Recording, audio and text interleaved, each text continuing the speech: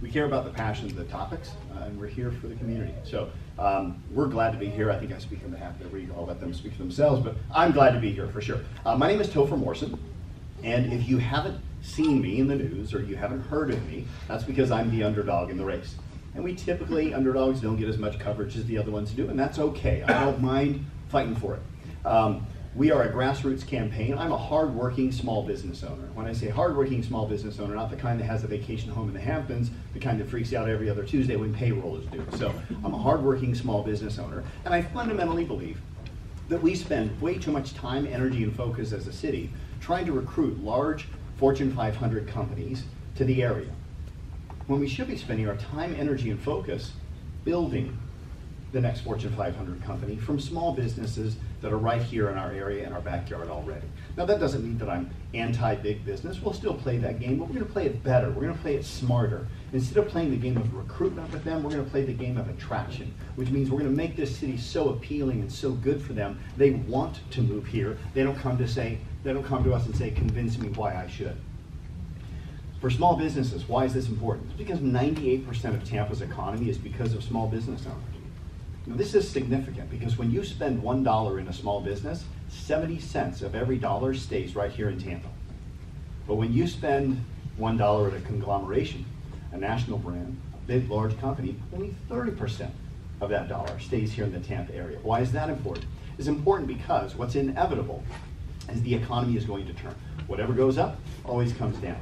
And the smart people will mitigate that downness as much as possible. And how do we do that? We do that through diversification of labor force. We make sure that we have fostered and developed the strength of our small businesses, which account for 98% of our economy, which keeps 70 cents of every dollar into the economy.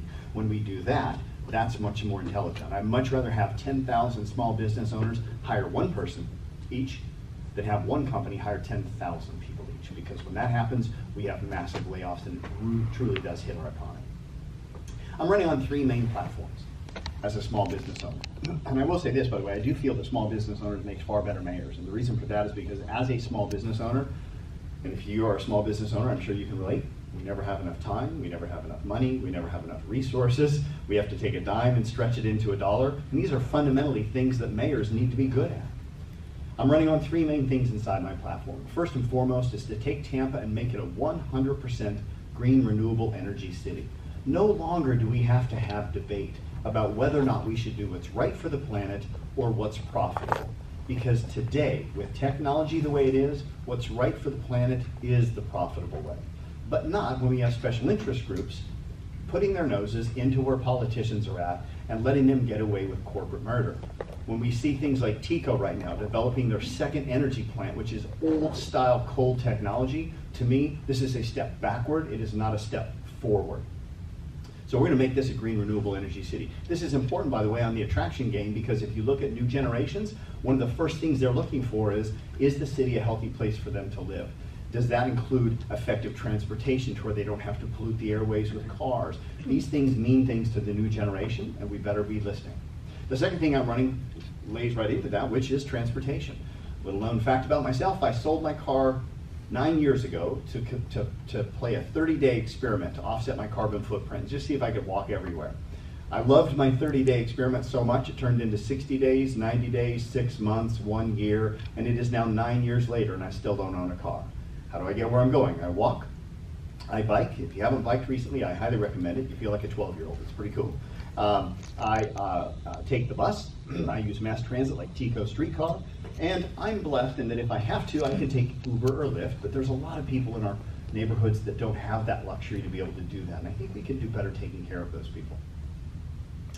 So for me, solving our transit issues, it's not a campaign promise, it's personal, right?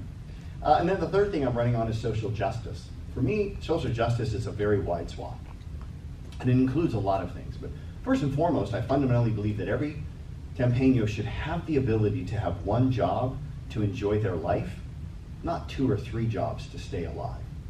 And how do we do that? We do that by making sure that we're dispersing the wealth equally without it being a socialistic curse. I'll give you an example of this. Right now, we look at East Tampa, we look at West Tampa. We see that those 2 areas have been neglected much more over the downtown core.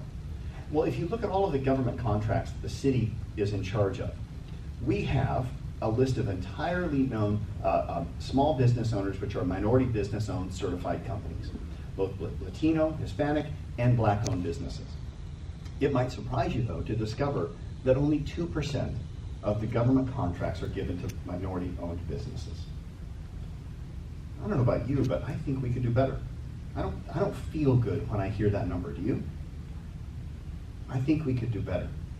If we want to inject money into those neighborhoods, if we want to see them thrive, then we need to give the contracts to the business owners who live in those communities, because they also employ people who live in those communities as well. And that is we're talking billions of dollars over the next 4 years. And it's something that could be fixed as easily and as quickly as this. Are you ready? Watch close. That's it. The mayor has that authority here. It's that fast. It's that quick. You get a leader into this office who does the right thing, they can do the right thing very, very quickly. My name is Topher Morrison. I'm a small business owner. But I've got a big vision, and I've got the tenacity and the connections to make it happen. It's my honor to be here. Please vote for me on March 5th. Thank you very much.